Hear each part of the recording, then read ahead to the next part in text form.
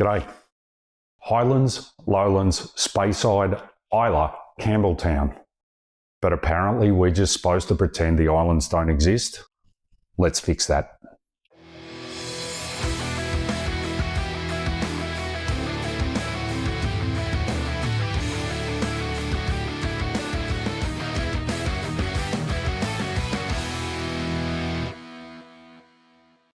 Okay, before we get started, grab yourself a drink, hit the like and subscribe buttons and tap the bell icon.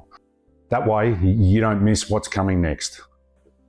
Before we start tasting some of these beauties, I'm going to give you a brief history on Scotch. In fact, the origins of distillation. So let's rewind the clock because every whiskey, every drop has a story. And this one started long before the Highlands and the Heather. Distillation likely began in Mesopotamia or Egypt somewhere around 2000 BC. Just think about that for a moment. 2000 BC, that's over 4,000 years ago. It spread through the Islamic world into Europe via the monks and arrived in Ireland and Scotland around the 12th century from those Irish monks. Originally called Ishkabaha, which is a Gaelic word which meant water of life, which in today's translation is whiskey. So the first record of whiskey in the Exchequer Roll of 1494 stated to Friar John Core by order of the king to make aquavitae, 8 bowls of malt. Back then, whiskey was pretty harsh stuff. It was more medicinal than the smooth, easy drinking liquor that we enjoy today. So in terms of the rise of Scotch whisky, the oak barrel, which really transformed it and refined it over the past few centuries, wasn't introduced till around the 1820s when the Excise Act of 1823 legalised distilling. Don't kill me if I've got some of that wrong, okay? But by the late 1800s, blends from Johnnie Walker, Dewar's and Shivers went global. So whiskey spread across the empire from Scotland to Japan and to Kentucky, where the heart of bourbon is today. But, fast forward to the early 20th centuries, 2 world wars, prohibition and economic downturn hit the whiskey industry very, very hard. So by the 1980s, there were only 90 distilleries left in Scotland. Since then, fast forward to now, there has been somewhat of a massive revival. There are now over 150 whiskey distilleries in Scotland. So that's definitely a global comeback, a big swing from the ancient alchemists to the Smoky Isle shores. Scotch whisky has definitely earned its stripes. Okay, so let's pour through the regions, shall we? I'm just going to flash up a map on screen so you can see where all the whiskies are actually located, or the regions, should I say. We're going to start with the Highlands, and this is the Glenmorangie 10.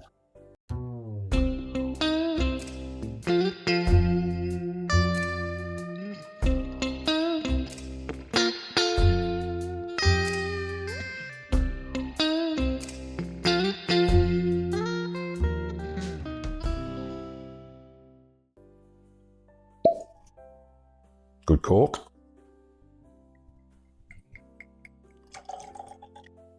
All right, so this one comes in at 40% ABV or 80 proof. And let's see what our nose is like.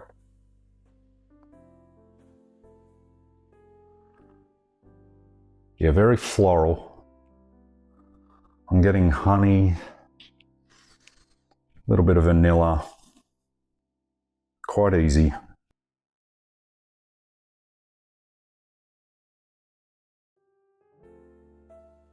Very, very smooth, very easy. Creamy malt, green apples, orchard fruits, that sort of thing. Maybe a little bit of oak, but very pleasant overall.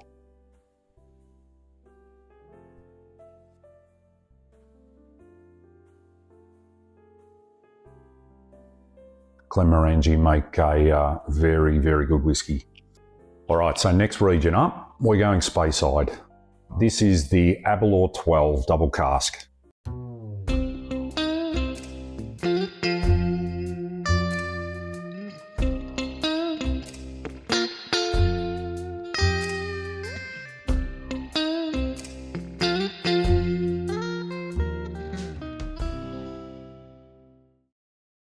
%40 ABV again, so nice gateway whiskey.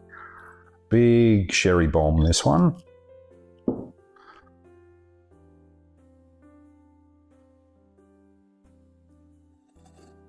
Yeah, you get that right out of the gate. You get that real rich sort of sherry, dark fruits, raisin almost.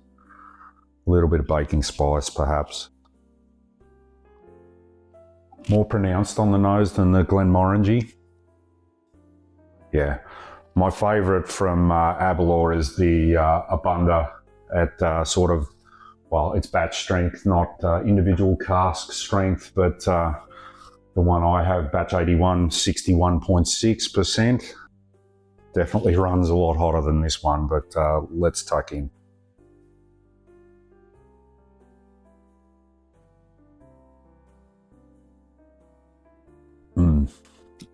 That's really good.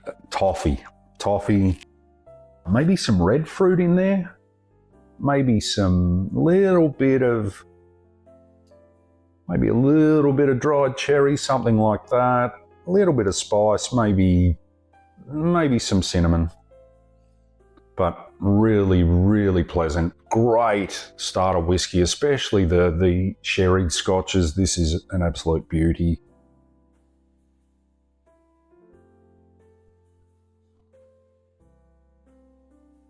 Yep, really do like that. All right, on to our next one. Okay, for those of you with a keen eye, I've got my Ardbeg t-shirt, bit of an Ardbeg nut.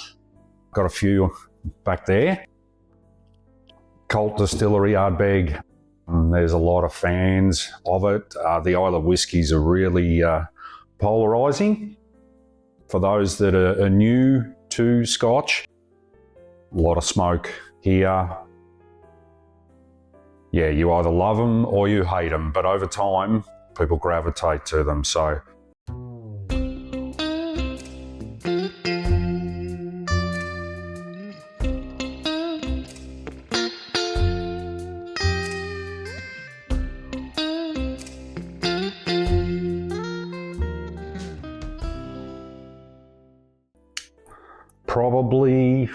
It's probably a dead heat for me between Laphroaig and Ardbeg.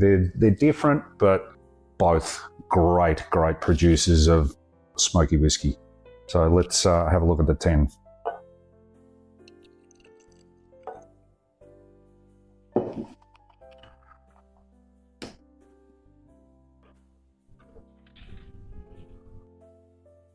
Yeah, there it is. Some people describe the nose on Ardbeg and some of the Islas like Band-Aids. Sounds pretty disgusting, Band-Aids, but it's that iodine sort of smell that you're getting through there, but also getting a little bit of brininess, a bit of the ocean. Yeah, maybe even picking up a little bit of lemon in there as well. But definitely an Islay.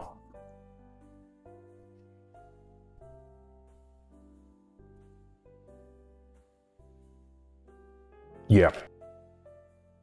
That drink's a lot more smoky than it is on the nose. It's really, really distinct.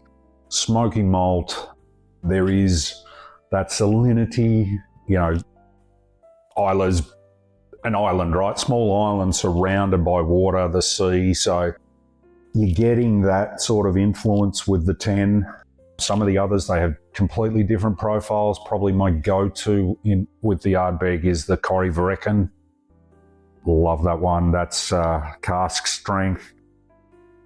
That, if you get a chance to try the Corrie Verrecken, trust me, you won't be disappointed. That is a cracker.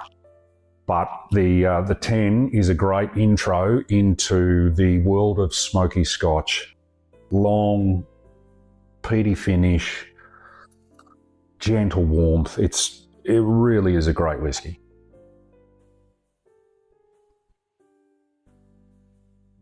Yep, love that. All right, on to the next. All right, next on our list is the Glenkinchie 12.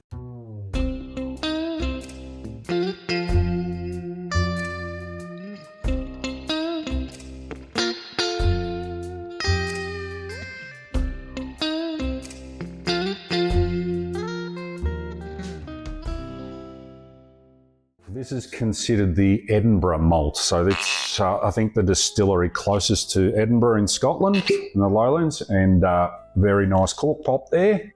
Let's pour one of these.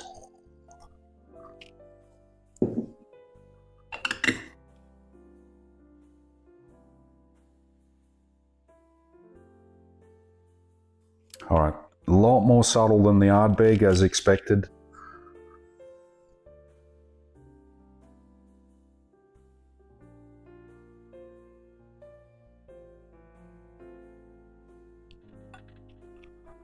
Yeah, interesting. You actually get that barley smell through this one.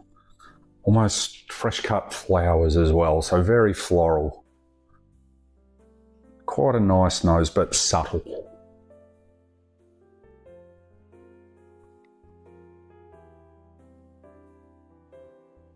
Oh, that is silky smooth. That is delicious. Really, really smooth. Almost lemon curd sort of feeling with that, or not feeling, but taste. You know, it's just got that lemony hint underneath. Real silky smooth, gently warming, not harsh on the palate at all, no burn. So really, really lovely whiskey.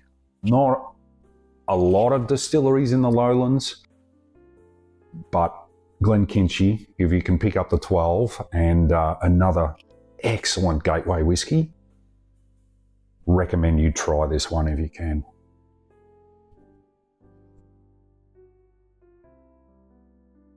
There's that lemon again.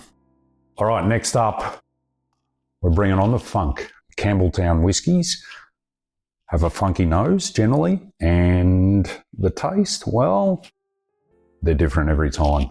So let's get into the Glen Scotia double cask.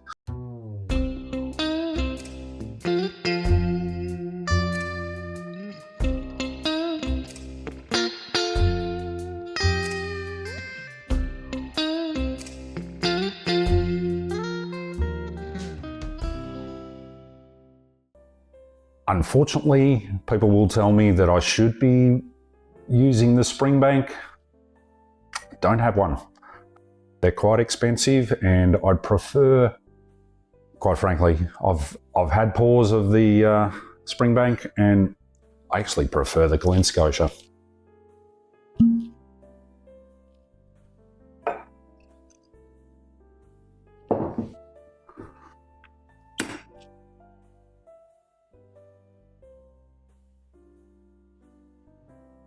It's there. The funk is there. It's almost,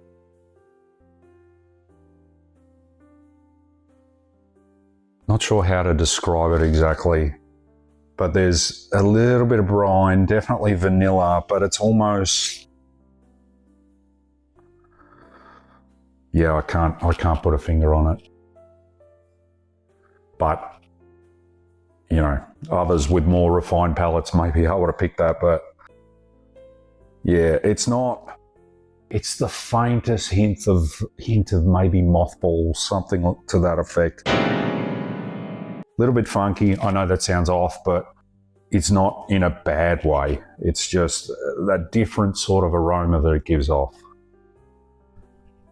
All right.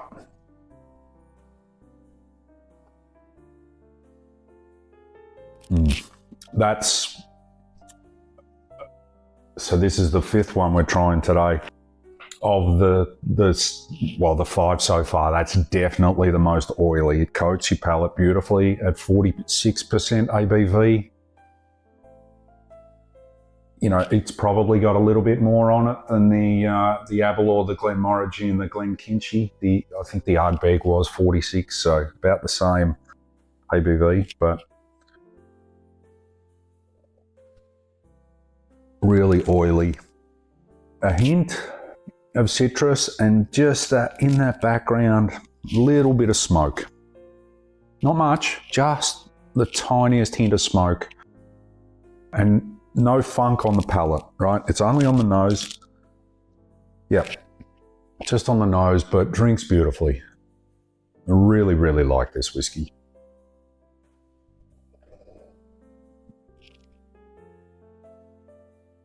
Yeah, that's a beauty. All right. Okay, last but not least, it's the Islands. Not recognised as an actual whiskey region of Scotland. The Islands form under the Highlands, which is kind of strange, seeing the Highlands are, you know, the northern part of Scotland and slightly mountainous, etc. And these are islands out at sea, but that's the way the Scottish have classified. And we've got Talisker Skye.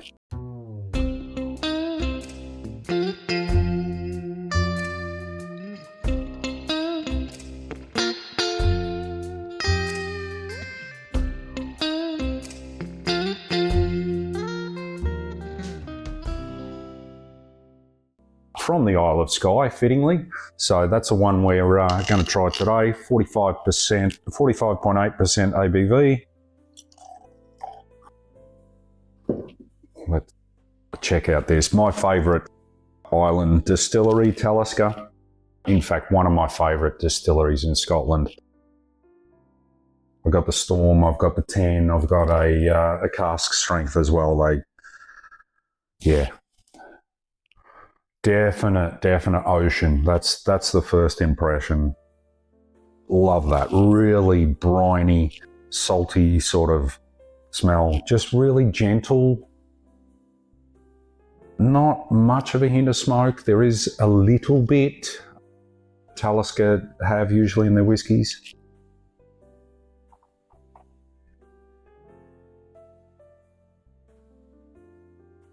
Yeah, that's really nice. Gentle.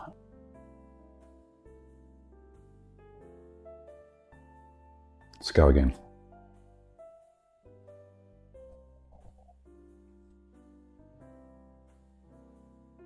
Yeah, it's really gentle, easy.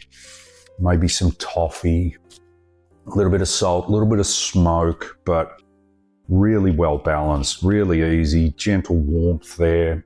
Long finish. I'm still tasting that one. It's probably got, well, with the Glen Scotia, it's probably got the longest finish of all of these whiskies. All right, so the islands aren't officially their own region, but they might as well be. Generally, they're completely different in character to whiskies from the Highlands. And Talisker is one of my favourites from Scotland, so I'm prepared to call it. Let me know in the comments what your go-to region in Scotland is, or the one that you might even struggle with the most. Interested to know what that might be. Always curious how people land on their favourites. If you're into good whiskey, good times, subscribe, leave a comment, and share this with your friends. But do stick around, because there is plenty more coming. This is Birdman's Bar and Grill, where today we have officially decided that the Islands are the 6th whiskey region in Scotland. Here at BBG, every pour has a story, and the best nights usually start right here. Cheers.